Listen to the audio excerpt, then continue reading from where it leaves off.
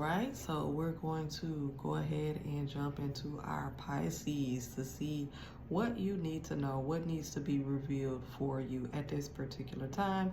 Again, I am T the Oracle. Thank you for tuning in once again. And if you would like your own personal intuitive reading, go ahead and click the link in my bio, and I'd be more than happy to assist you along this journey with providing you with clarity, insight, and confirmation. All right, so let's get started. So we're gonna go ahead and shuffle these cards. Now we are using the 𝐃𝐨𝐽 for the zodiac reading, just so we can get some clarity, insight, confirmation, logic.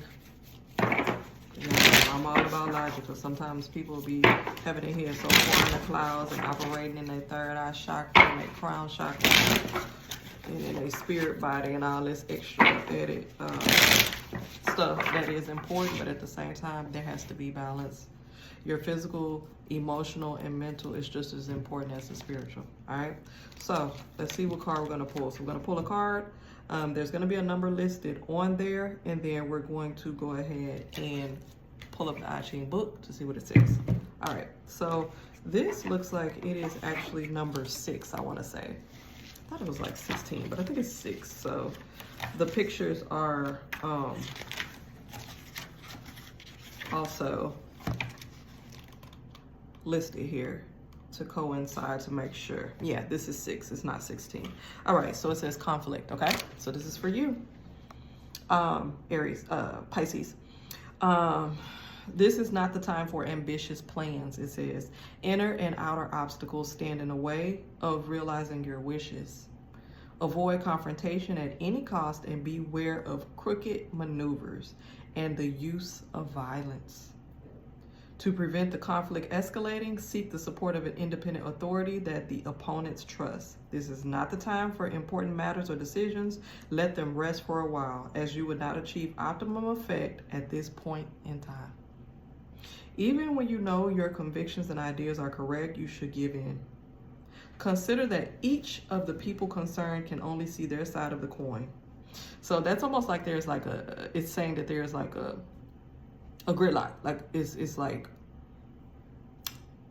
it's not gonna go anywhere, you know. And y'all can keep button heads, keep knocking each other down, cussing each other out, you know, going toe to toe, head to head, and it's like you still ain't gonna get nowhere. Both of y'all gonna be tired and wore out, and take a little breather and a rest and go right back to just like going at each other's head. It's like, when it's saying give in, it's more saying, you know how they say you have to work smarter, not harder?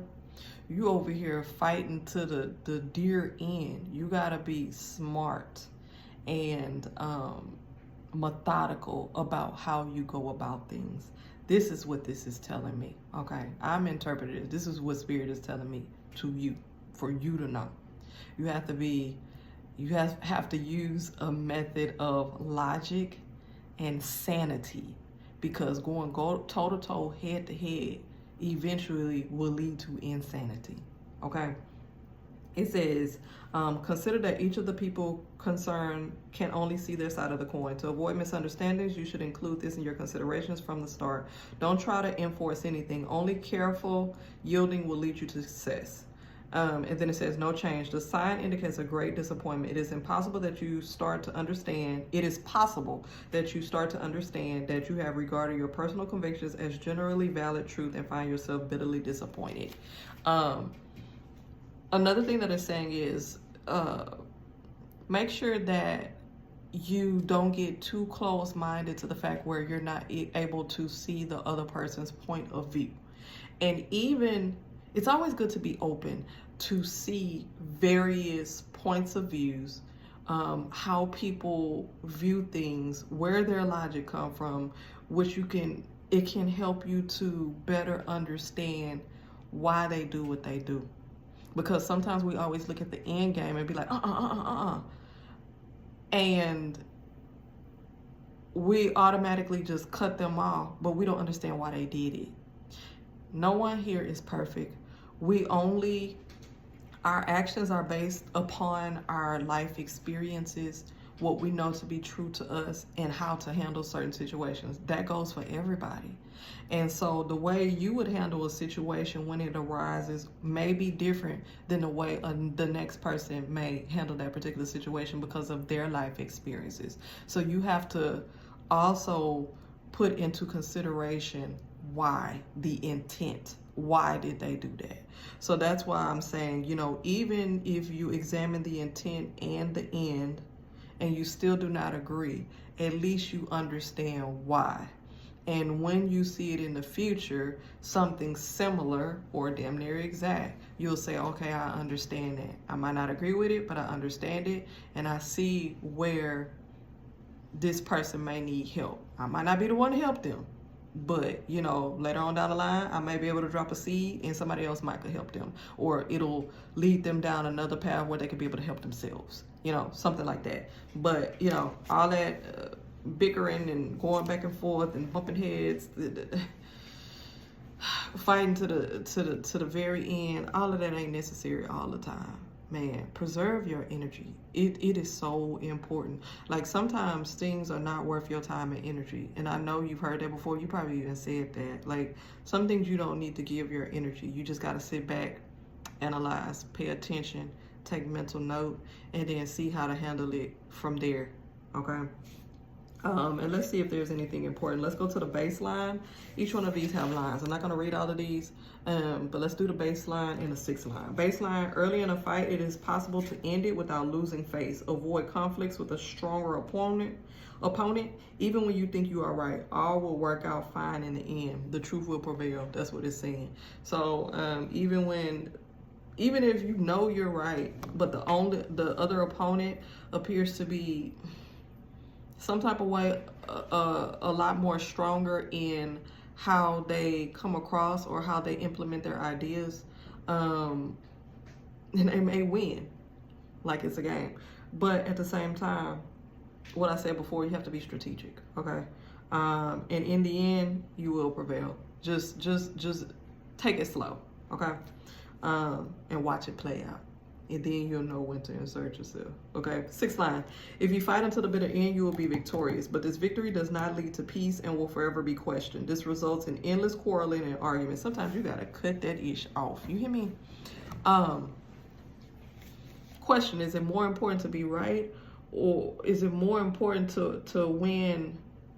How do they say that? Is it more important to win the game or the tournament or whatever it is? Like, it's winning one part of the game, but in the long run, did you really win? You know what I'm saying? Like, you got to look at that. So you can take this little one win in the beginning where you were able to, you know, insert your ideas and overpower them and different things like that, but really in the long run, did you really win?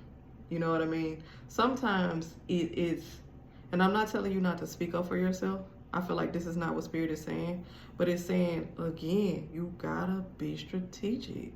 Everything is not worth your time and energy. You have to know that there's a time and place for everything. So, you know, sometimes you will just walk away. Like me, I'm the type of person, and people hate this, you know, certain people. I'm not gonna sit here and argue with you. Now, I know how to debate. I was on debate in school, right? I can debate with you.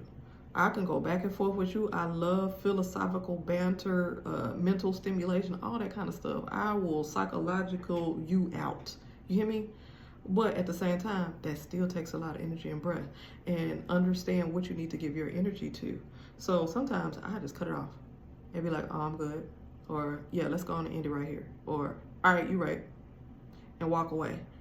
That leaves certain people so unsatisfied, and it makes them mad because they want to go back and forth with you. They want to argue with you. They want to cipher your energy. But if you decide to cut it off and be smart about it, bothers them. Especially if you drop a little gem just ever so nicely and then leave it there and just cut it off. Oh, yeah, you'll leave them heated sometimes. But, you know, be smart about how you handle the conflict and the situation. That's what this is saying. All right? Peace.